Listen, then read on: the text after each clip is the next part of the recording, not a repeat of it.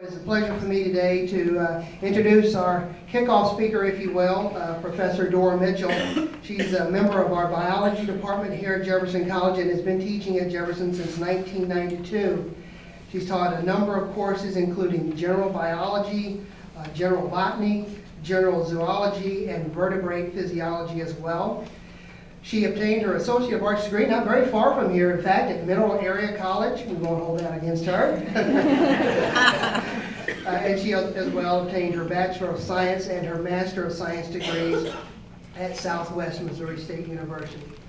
Beyond that, she's been busy with additional coursework at St. Louis University as well as the University of Missouri St. Louis, and a lengthy list of accolades and professional accomplishments, including the 1995-96 as well as the 2009 and 2010 Phi Theta Kappa Teacher of the Year, which is the college's honor society. As well, she was awarded the Governor's Award for Excellence in Teaching and Education in the year 2002, and she was chosen as well as Faculty Member of the Year by our own Student Senate in 2003. And so today, please join me in welcoming Professor Dora Mitchell. You see the title of her presentation behind me, Watching Wolves and Other Wildlife in Yellowstone National Park. So please again, warm welcome for Professor Mitchell. Thank you, Roger. Can you hear me? Okay? All right, great. Thank you for coming out today. You know how you always hear about those legal disclaimers out there? I need to give you one right off the bat. This title kind of lies. It really should say Dora's addiction to watching wolves in Yellowstone, but I thought maybe nobody would come. But the nice thing I found that it's become an educational addiction. Even when I was getting this talk ready, I realized that there was more things I didn't know. So I've been able to learn even more every trip that we've made out there. We've learned a lot. So it's been a lot of fun to go through this process. Would it be possible to turn the lights down? So, first off, how many people have been to Yellowstone? All right, so I'm preaching to the choir then. So when we look at Yellowstone, you guys are probably aware then that it was America's first national park. In fact, it was the world's first national park. So it is an amazing area. You can see from the picture here that it encompasses mainly Wyoming, but also Idaho and Montana. But when you think about it, it was established in 1872. That was prior to statehood for those three states, so that's why it kind of has an unusual demarcation when you think about statehood. And then also when you look at Yellowstone, it does encompass 2.2 million acres. So it is in a huge area that was set aside in the northern part of Wyoming. Now, when you think about Yellowstone, and those of you that have been there, you're very familiar with the thermal features, the beauty, the wildlife. So when you think about those three, of the three, which one do you think is the reason why Yellowstone was set aside? Does anybody know? Pardon? I'm sorry? Yeah, the thermal features. So back in the day, whenever it was set aside, wildlife was everywhere. It wasn't seen as being anything special. The beauty, again, was pretty much everywhere out west. It wasn't seen as being anything special, but the thermal features definitely were. So they set it aside for that, and when you look at the world, it's pretty much the place where you will find such a diverse amount of thermal features. And just to give you a snapshot, half the Earth's geothermal features exist in this area. 300 geysers, and then also 10,000 thermal features in general. And the reason why that you're probably already aware of this is, Yellowstone was born from fire. It's pretty much one very large volcano. And so you can see this outline of the former caldera. And when you look at Yellowstone Lake, that's basically the interior of where the volcano was.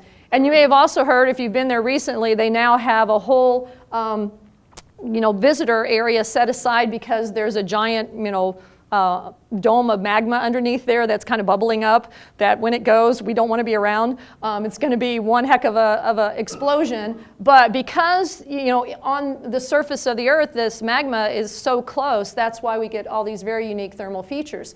So if you go to Yellowstone, the beauty of it is you get to see the beauty, the thermal features, the wildlife, pretty much from your car or a short walk. So even though it's 2.2 million acres, most of us never go into the backcountry, but we definitely get our money's worth when we go there. And if you just go for the thermal features, you won't be disappointed. If you've seen Mammoth Hot Springs, this is the lower part of it. different hot springs. Of course, when you go to Yellowstone Lake, there's one called Fishing Cone, apparently back many years ago, that when they would catch a fish, they would actually cook it over that. Now they don't advocate that when you're there, but they would use the steam as it came out of there. And of course, everybody knows Old Faithful, who seems to be still pretty faithful, and every time I see it, it still just amazes me. It's just such a spectacular show. And then if you've seen the Grand Canyon of the Yellowstone, another beautiful area, they call this Artist Point for a reason, so definitely a very nice location. And then this is one shot of what I think, it seems like everywhere you look in Yellowstone, you just see awesome beauty. And so this is showing you part of Yellowstone Lake there. And then this is what's called Slough Creek, very nice area in the Lamar Valley. This is overlooking what's called the Blacktail Plateau early one morning. If you want to watch wolves or wildlife, early is the thing. And I'm not really a morning person, but when you're in Yellowstone, it's amazing how you'll be willing to get up and get out there. This is part of the Lamar Valley. So it's sometimes referred to as the Serengeti of North America because it has so much wildlife and it's just this huge expanse. So it's an amazing valley. Another view of it with a snowstorm coming in when we were out watching one day. And then another view. And what's amazing is when you know, in Missouri, we're so used to so many trees, we can't see very far. And when you're out there, you know, the horizon is so far away. But a lot of times you don't realize there's all these little nooks and crannies, and even when it's snow-packed like that, you don't realize you'll be watching a wolf and all of a sudden it disappears. And you're like, well, where did it go? And you forget there's all these little valleys that you can't see very well. So it does make it a challenge, but by having it so wide open, you can see quite a bit. As far as wildlife goes, again, you know, from your car, a lot of times you can see a lot of different species. It was funny, Dr. Rhonda Gamble, who's from Mineral Area College, so be nice. My cousin also is from Mineral Area College, so be nice to her too, even though they are our rivals. The first time we went, you know, the first animal we see when we got into the park was a moose. And so we were like, all right, you know, we get to see moose everywhere. And we saw that one, and then we've seen two more since, and we've yet to see a male moose. And it's becoming a joke in our family. My sister has given us about every kind of male moose motif you can get. So someday, hopefully, we'll get to see a male moose, but we definitely saw a female. Elk, of course, are very well known in Yellowstone. You can pretty much, about everywhere you turn, you'll see elk. And the thing you always have to be careful, a lot of times, a lot of these animals look very docile as you're driving by, and so people will go up and put their kids on the back or whatever, and then you learn that these are wild animals and they just as soon gore you sometimes. So you always have to give them a pretty wide berth, but a lot of times when you're in the comfort of your car, it makes it pretty easy to get some decent shots. Same thing on the female here, female elk. Mule deer, pretty abundant. You see those pretty regularly, kind of like white-tailed deer around here, so nice species to see. And of course, the bison. And when we first went, Rhonda and I got a little carried away with bison pictures because we'd never seen bison before. So it was click, click, click, click, click. And then you get home and you go, why do I have 100 pictures of bison? So I decided you probably didn't want to see all of them. But when we were there in the summertime, it's, if you get there in late July, early August, you get there for the rut. And that's always very interesting because the females are still nursing the calves, but then they've got the males trying to figure out if they're ready to breed. And so the poor calves get knocked around and the males are fighting. And we were taking a class, and early one morning we heard this really strange sound. We thought, what is going on? And we looked out the window and there was the bison rut going on in between our cabins, and our cabins didn't have bathrooms. So at 6 o'clock, we're all awake and we're all having to go to the bathroom, and we can't get there because the bison were in the way. So we're all at our windows talking to each other going, what do we do? So we had to wait until they got done, and eventually they moved on. So, and you always hear, if you're out there, you've been through this, the bison jams, where the bison just will get in the road and they're not moving. And you don't move till they move. So they're definitely a very, very interesting species to watch. And then, of course, a lot of the bulls are just laying by the side of the road, so it's not uncommon to be able to, just from your car, to get really good pictures of them.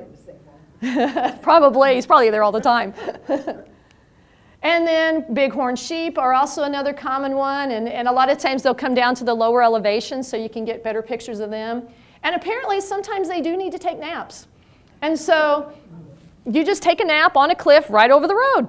And apparently nobody bothers you. We drove right up. We just kept, taking pictures, getting closer and closer, and they never did move. And all day people were driving by taking pictures of these bighorn sheep. So they had a perfect place to take their nap. Pronghorn, also another one that's relatively common that you can see quite often in the park. This one, the background looks a little bit blurry because I was hanging out the window taking a picture of her because she and some others were running down the hill and she ran behind us and there was a a motorcycle behind us, and can you imagine, they're surprised being on a motorcycle and all of a sudden a pronghorn crosses in front of you, so you always have to really be paying attention. You never know what's going to greet you. And then black bears are another one that you can see relatively easily in the park, along with grizzly bears are becoming more and more common. And one of the ways you differentiate, because sometimes black bears can be more of a brown like the grizzlies, but if you notice when you see a hump on the back like that, that's indicative of a grizzly, and that's something you want to give a wide berth because they are definitely very dangerous in the park. This one was the first one of the year, a year ago in March, and they're really funny when they come out of hibernation because they're really tired. And he looked like he was drunk because he would just kind of wobble. And then it was a really big year for snow, you can tell. So there was a lot of winter kill animals that had died from the stress of the winter. And so when they come out of hibernation, it's like a buffet. It's kind of like today's lunch. And so it found this carcass and it would just lay on top of it and sleep. And then it would wake up and eat a little bit and then fall back asleep. And so we always knew where to find it because it was right there on that carcass. So grizzlies are definitely very interesting to watch. Coyotes, very abundant. This one was we were driving and it was right next to our car, wasn't afraid of us at all. Their numbers have declined because of the wolf reintroduction because they are direct competitors, but you still will not have any trouble seeing them. And a lot of times when you're out there, you talk about trying to have a 3-dog day, which basically means seeing a wolf, a coyote, and a fox. And usually the fox is the hardest one to see. The coyotes and the wolves are actually easier to see than the fox. One day we lucked out when we were there. The otters were out in this one area, and we happened to go there during our lunchtime, or what we had planned for lunch.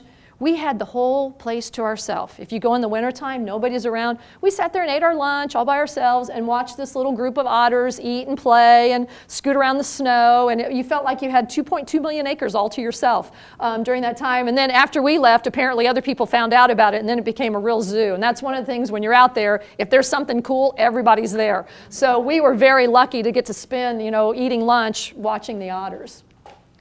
Now, this is something I learned. I had taken this picture several years ago, and I thought it was a chipmunk.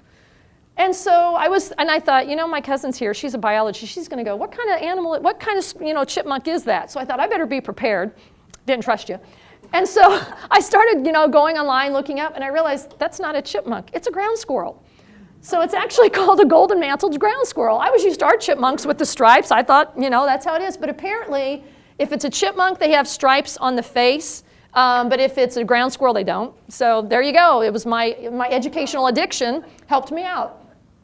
And then here's a couple of other ground squirrels. I didn't know how to pronounce their name, so I had to look that up too. It's Uinta ground squirrels. These guys were on a path near the Grand Canyon of the Yellowstone, and they were just everywhere. It was so easy to take pictures.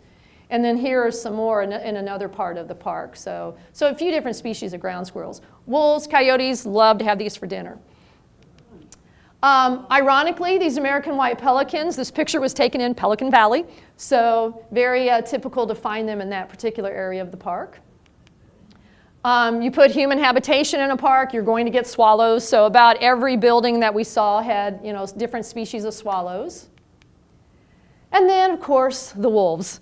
And this particular picture, we took a class a few years ago, and one of our classmates named Ubi, he's actually from Amsterdam. He and his wife came to Yellowstone just to take this class, and they've come several times to take classes there. They love Yellowstone. So he took this picture and told all of us in the class that we were more than welcome to use it anytime we wanted. So I've gotten to use this picture quite a bit in class or another presentation that we did. And I'll get back to her. Right now, she's the rock star in Yellowstone. Now, as you guys are probably aware, the wolves have had a pretty, I don't know if disastrous is the right word, but a really interesting history where, throughout history, wolves have pretty much been reviled by a lot of people. And so in the early 1900s, the ranching industry wanted to get rid of the wolves, and it really wasn't until the federal government got involved that they were able to exterminate the wolves. out in the lower 48, and Yellowstone was no exception. Because it was part of the lower 48, they were also exterminated there. So in 1926, the last two wolves, there were actually two wolf pups, were trapped on a bison carcass, and they were then killed. And so from that point forward until the 1990s, there were no wolves in Yellowstone.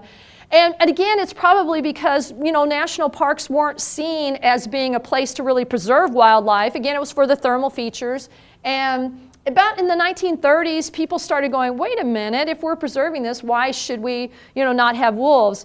Aldo Leopold in the 1940s was really one of the first major conservationists to propose the reintroduction. But it wasn't until the 70s and 80s that plans were finally developed and it was taken more seriously to reestablish the park, to make it more natural, because there had been hunting in the park, there had been elk culls, things like that, and they decided they wanted to reestablish the park how it should be and allow fire back into the park, those kinds of things.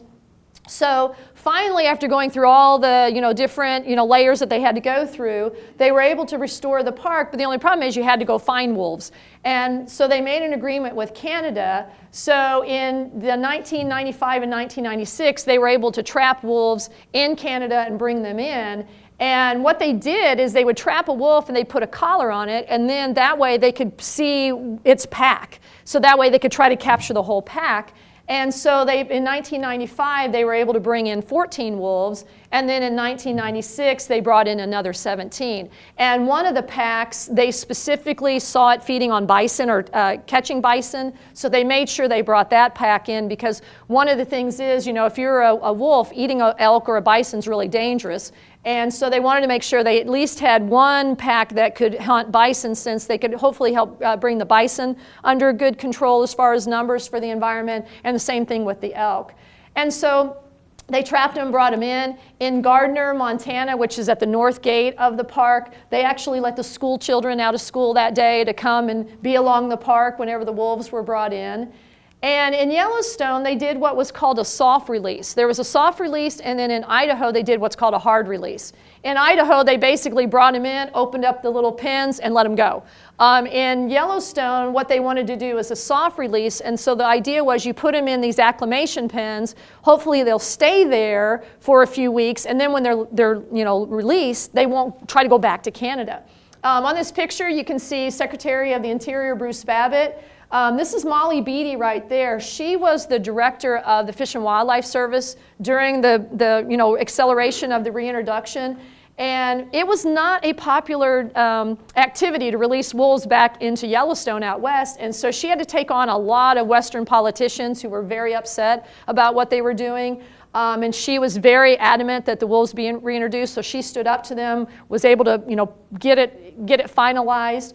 Unfortunately, she developed cancer not long after the reintroduction and passed away. So they renamed one of the packs after her, which they don't like to do. They like to name them after areas in the park, but they went ahead and named them the Molly's pack. And it's interesting because that pack is still there today, and it's still one of the very well-known packs that are in Yellowstone. So that's where the name comes from, is from Molly Beatty. Now, these are just some pictures of the acclimation pens. So when they got them out of their cages, they put them in there. They would go out and find roadkill animals. They wouldn't tell anybody what they were getting the animals for, because they were afraid people would poison them, and then they'd have tainted meat to give them. So they were able to, apparently one woman, it was a volunteer job, she would go out early in the morning and just pick up roadkill animals out west, bring them into the park, and then that's what they would feed them. So on March 21st, 1995, they opened up the gates to let the wolves out. So they opened up the gate, they went over to a hillside, they got their spotting scopes to watch, and nothing happened. And they waited and they waited. The wolves weren't coming out. And they thought, what is going on? And then they realized, oh, duh, we've been going in and out of that gate. They don't want to come out that gate. They associate that with humans. So they had to go to the far back side, cut out the gate, and then put some carcasses outside there. And then finally the wolves started making their way out. And then the rest is history. Now we have wolves, in the park itself. Now, the first time we went to Yellowstone was in 1996, and we'd never been there. So we were the typical tourists. We did all the thermal features, oohed and awed over, Old Faithful. Took, like I said, way too many bison pictures. And I'd always been very interested in wolves, but I never thought I'd get to see them, because you always hear about in Alaska, they're very difficult to see, Minnesota, Wisconsin, places like that. So I just always had it kind of a far dream to ever see one. And since they'd only been there a year, I thought, well, surely these wolves are not going to be anywhere near humans. They're going to be out here in the backcountry, and we couldn't do any hiking because we had our dogs with us, and you can only go 100 feet off the road. So I thought, well, we're never going to see one. But once again, I was wrong, until I found this book, which basically said, if you go to the Lamar Valley between like sunup and 8 a.m., I think it was like you have a 60% chance of seeing the Druid Peak pack. And so we were like, okay, let's do this. And then we realized, okay, we're camping down here, and the Lamar Valley is up there, which is at least a 2-hour drive. And like I mentioned earlier, we're not morning people. So we had to get up at 3:30 to do the 2-hour drive to get up there. And here we are, we're so naive. I guess we thought, that we'd just drive into that valley and they would just show themselves. So we're just driving along going, why are we not seeing any wolves? And then that's when we learned about there's really 3 ways to find wolves. If you ever go to Yellowstone and you want to see wolves, use one of these 3 methods. The first one we've learned later is you watch elk behavior. If you see them bunched up like that, that usually tells you there's some active wolves hunting. And in fact, one of our trips, we were driving through Mammoth, and Rhonda said, look at those elk. So we started, taking pictures, and sure enough, one of the packs had actually killed an elk that morning. So they definitely were showing that there was something going on. Or if you see elk run into a creek, that's the way they get away from wolves. And so that's another thing that you can look for. But you're not always going to have elk there to tell you what's going on. So we stumbled upon the second way to find wolves, and that is find people with spotting scopes. If you see a bunch of people set up actively looking in a spotting scope, that means they're either looking at grizzly bears or wolves. And these were actually the people that morning that we saw in the spotting scope. So we pulled in and asked them what they were looking at, and they said, well, there's a grizzly on that ridge.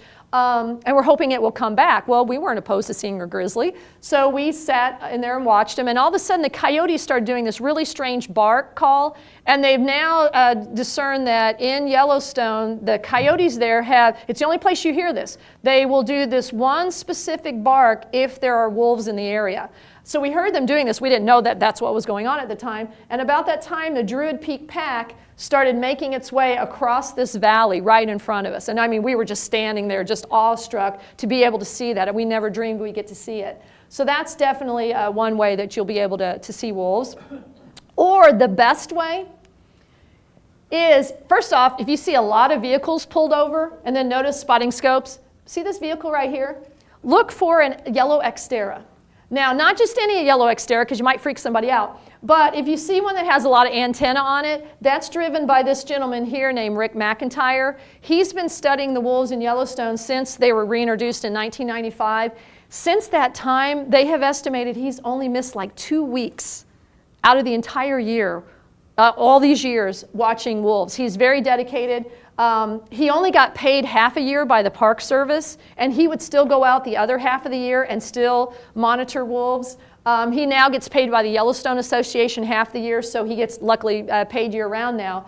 But each pack has some collars, and so he can set up with his radio antenna and then kind of get an idea where they are. And then there's people that are more addicted than I am that go out. I mean, they move out there. And then they go out every single day to watch wolves. And so he sets them up, and then they kind of know the general area, and then they start scanning the horizon looking for these wolves. And so if you ever see him, you know you've got a very good chance of getting to see wolves. So we pretty much stalk him now. We see yellow Xterra, and we're following him. And I think we kind of scare him sometimes.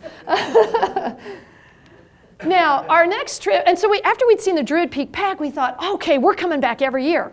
Well, yeah, we made it back in 07, just, 11 years later. And we took my parents, we took my sister and brother-in-law, we took my nephew, and I thought, oh, we'll never get to see wolves because I'm never going to get them up that early. And I was wrong about never seeing wolves, though. I wasn't about to getting everybody up early. So we lucked out though because the Hayden pack was hanging out in the Hayden Valley, which was just right near where we were staying. And you could stand in this parking area and they were pretty much hanging out right across the river over here. And that's what they call a rendezvous. That's where they take their pups when they get to a certain age. And that way they can bring them food and things like that. So we got to watch them just play, every day we were there. Unfortunately, a couple of months after we were there, the alpha male and the alpha female were killed by the Molly's pack. And there's a lot of inter-pack rivalry that goes on, and they were killed. But what's amazing is their daughter was able to take the pups, and she traveled on the road up to Mammoth, and then she hung out around Mammoth where it was safer, and she found a mate over time, and she now has formed what's called the Canyon Pack, and she now, in the wintertime, stays at Mammoth.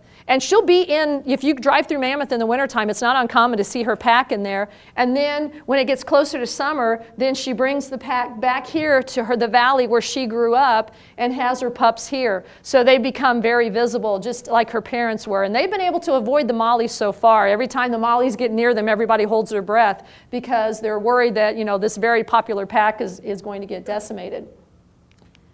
Just to give you an idea, here's where we were. This is Hayden Valley right there. So it wasn't even a half-hour drive. So it was a really great place to see. Check my time. Okay. Then our next trip, we went in the winter. And when I wanted to go in the wintertime, Rhonda kind of looked at me like I had something wrong with me. Because she lived in Wyoming when she was a kid, so she knows what winter in Wyoming can be like. But then when we decided she was in charge of safety, she was good because then she went out and bought about every safety thing she could think of. If it had anything to do with winter, she bought it.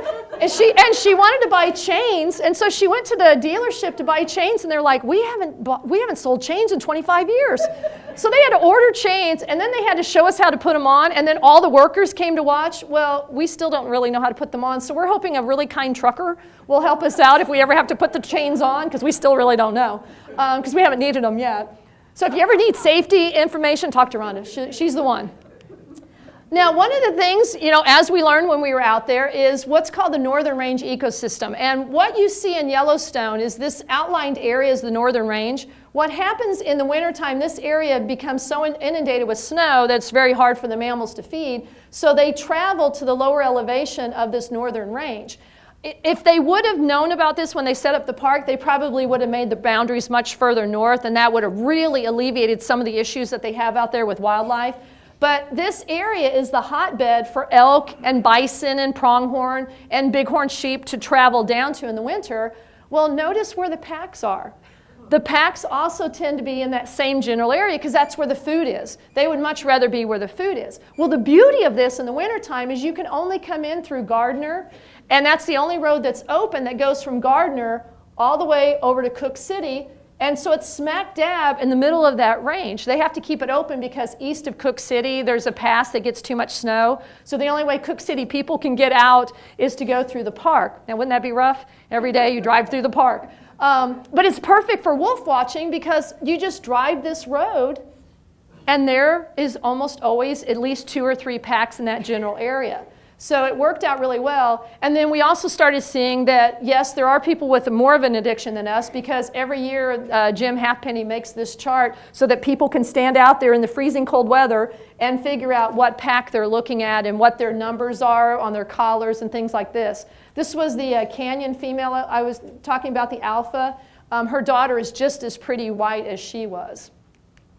So when you're standing out in below zero, it's a much different way to watch wolves than in the summertime when it's 80 degrees. So you can see the people that just get out of their car and go, okay, and then they get right back in, versus those of us that are doing this. And we were so excited the first trip because we saw the yellow Xterra and he told us we could help. And so we had our spotting scope and we're standing there, and after 3 hours of standing there not moving, we realized we couldn't feel our feet. Because we had not put our little foot warmers in or our good boots on. And so we were like, oh my God, we have just gotten frostbite. We're going to have to go home.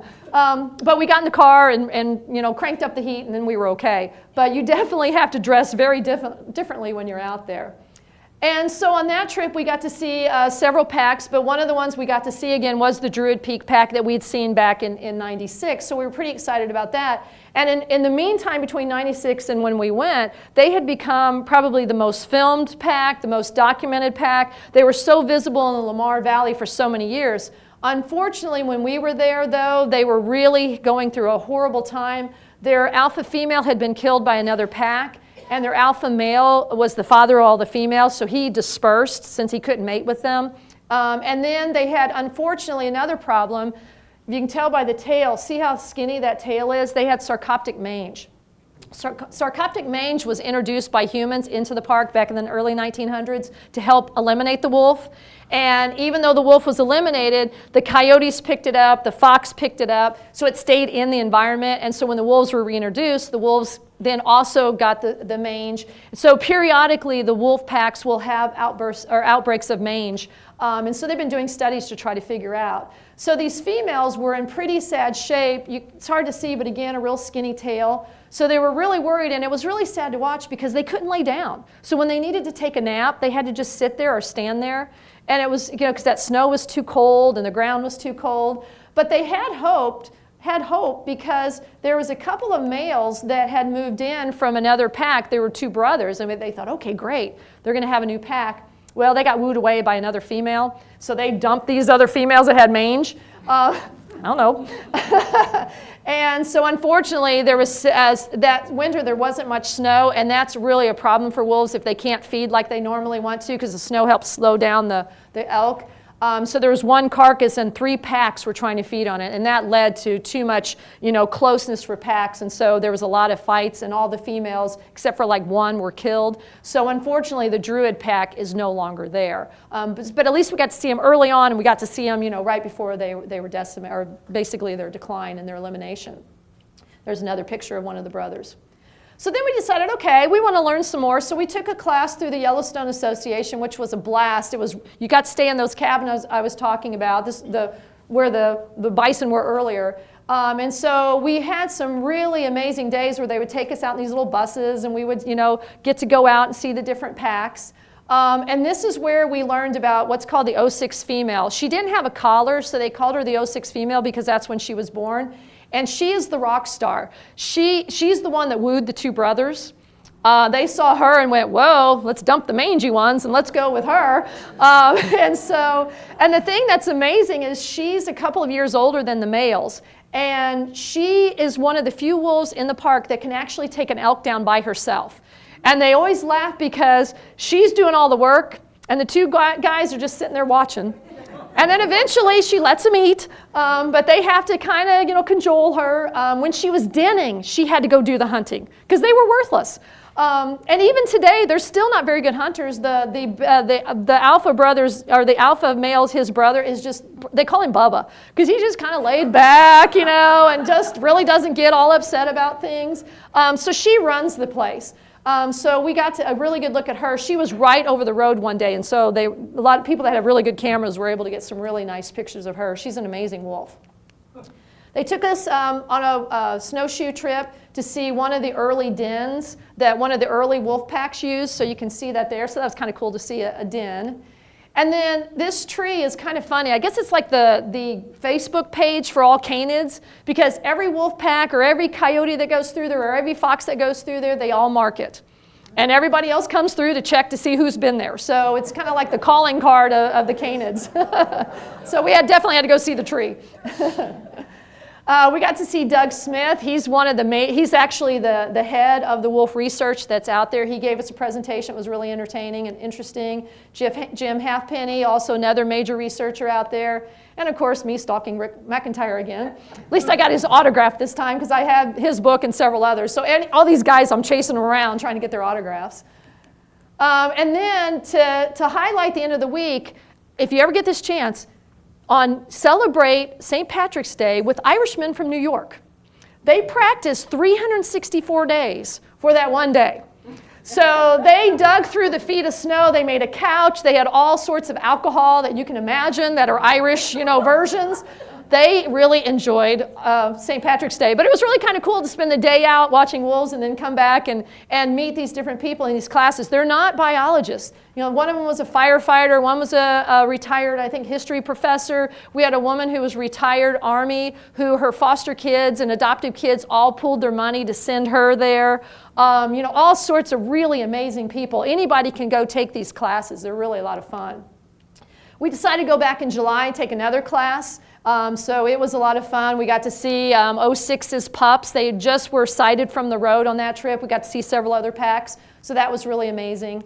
And then this is 776. This is one of 06's daughters. So we got to see a pretty good look at her.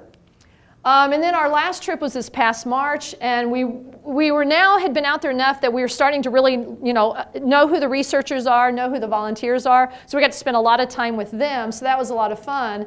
And one day, the 06, she decided her pack needed to go from the north side of the road to the south side. Well, we were all in the way. So she had to scurry along the side, and eventually they made their way right past the bison there, up onto this hill, and then she watched, and it was almost like she was waiting for the rangers to shut the road so that they could cross, because we're all standing there watching.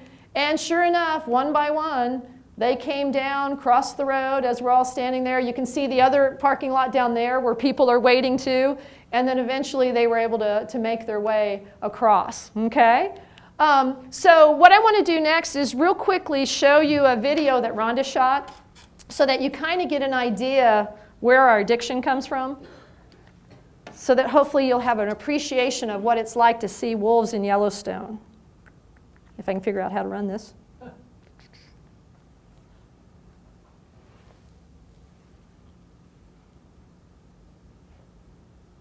And you'll hear lots of us talking in the background. That's deep up there.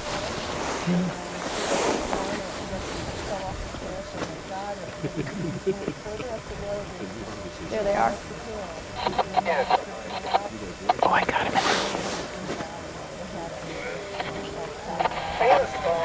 There's like 4 of them going through.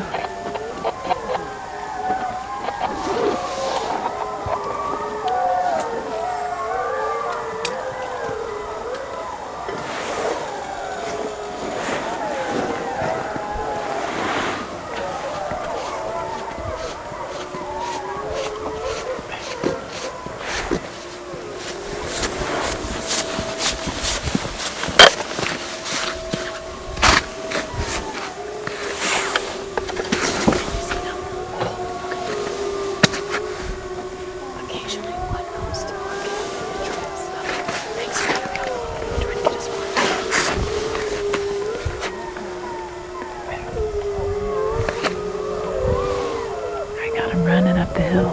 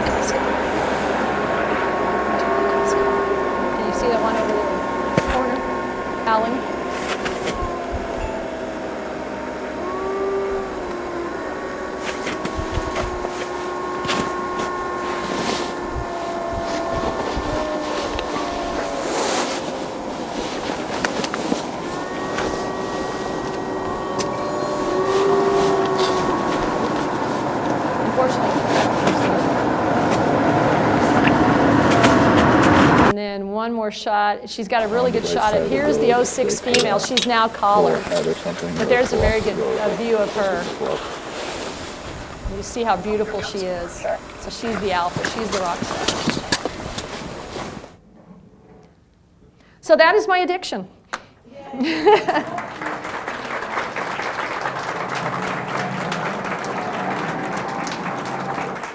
Thank you.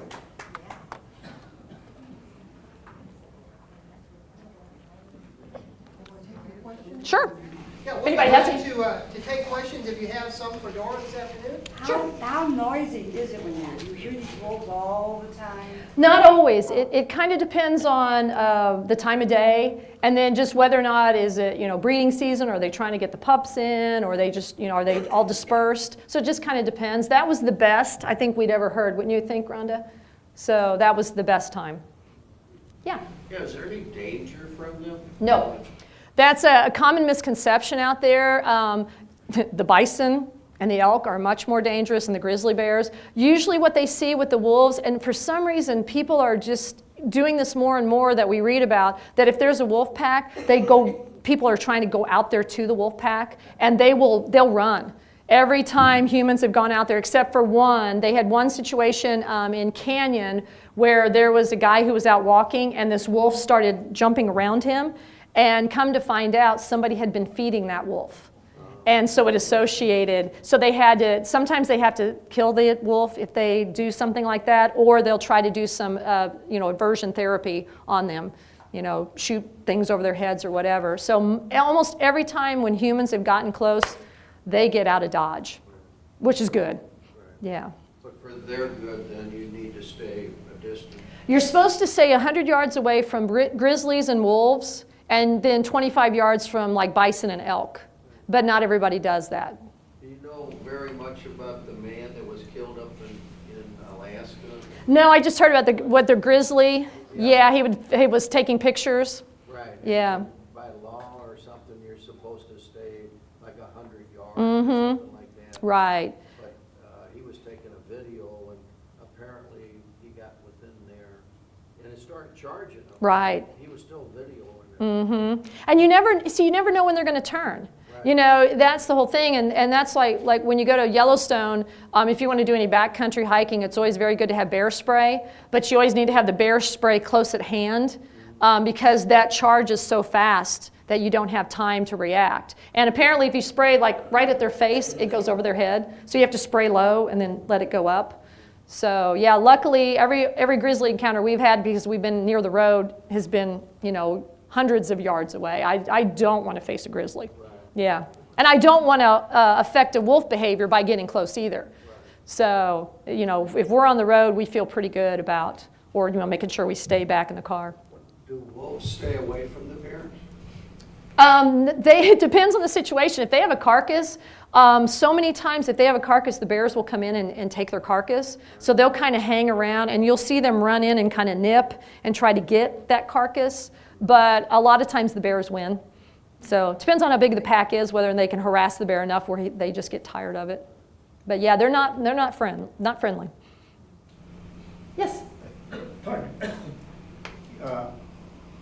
The image that we have of wolves is cooperation. Mm-hmm. Do bears cooperate, or are they loners? Usually the males are not cooperative at all. They're very territorial, and if there's a carcass, it's usually who's the bigger grizzly wins. Now when the female has her cubs, then you can see her be definitely more cooperative with her cubs, but not with other bears. And they've even found, it's kind of interesting, the female with her cubs, she's in a very kind of delicate situation. If there's males around, he'll try to kill her cubs. And they've found that it's not uncommon that the females, if there's like a bear jam or there's a lot of traffic, the female will take her cubs through the cars, knowing the males will not go near those cars. So yeah, so they find some interesting behaviors like that. And they think that's what the female that the alphas were killed, the daughter that took her pups, they think that's kind of what she did. She took them closer to human habitation where it was safer, where the mollies wouldn't bother her. Yeah. Dora, it's easy to see your passion for this. Addiction. Is this something that started with your college career, or even as little as a child you were into this kind of stuff? I think probably when I was a biology major, I started thinking about just hearing about wolves and the possibility of the reintroduction. But it wasn't until I really saw them in '96 that I went, oh my gosh. I mean, I came back, bought every book I could find on wolves, reintroduction. So it kind of started, and then since we've been able to go several times lately, it's full blown. So yeah. How many wolves are in Yellowstone now? Right now, I think the numbers are around 100. They had spiked up maybe 150, 170, and now they're probably down to the carrying capacity level for the number of elk and bison and all the interpack rivalries. So I think it's about 100 or 90 to 100 in that range. But do they hunt to keep them at a certain level? No. Not in the park, but recently Idaho, Wyoming, and Montana have now introduced hunting seasons. And it's a controversial thing, not the actual hunt per se, but how they might allow the hunting. A lot of people say, well, if you're going to hunt, then it should just be done gun hunting.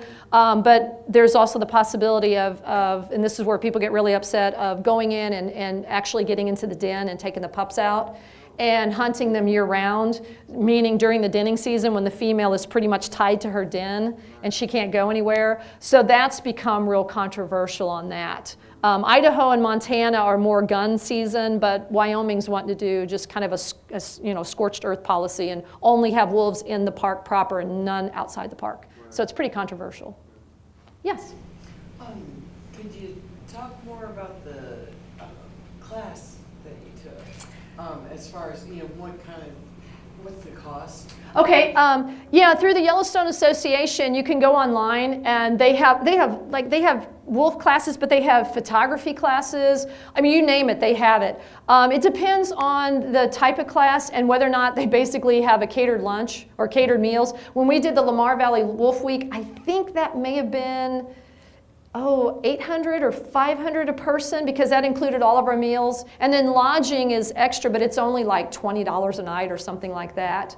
The one we did in the summer was maybe 200 or 300 because it was only 3 days and we had to bring our own food. So they have a kitchen and then you can and they have several freezers and you just put your food in there and then you can cook your own meal in those. So it kind of depends on whether or not they feed you. If you go to one where they cater, oh my gosh. It's awesome. It's well worth it. Yeah, because you're really tired, and then they just give you all sorts of food. It's really good. Yeah, yeah. So if you go to Yellowstone Association or Yellowstone Association Institute, they have fly fishing classes and sketching classes. So, anything else? Well, I understand that Chris Carpenter is supposed to start pitching in 20 minutes. So those of you that are Cardinals fans, myself included. So thank you so much for coming out and hearing about my addiction. I appreciate it. Thanks.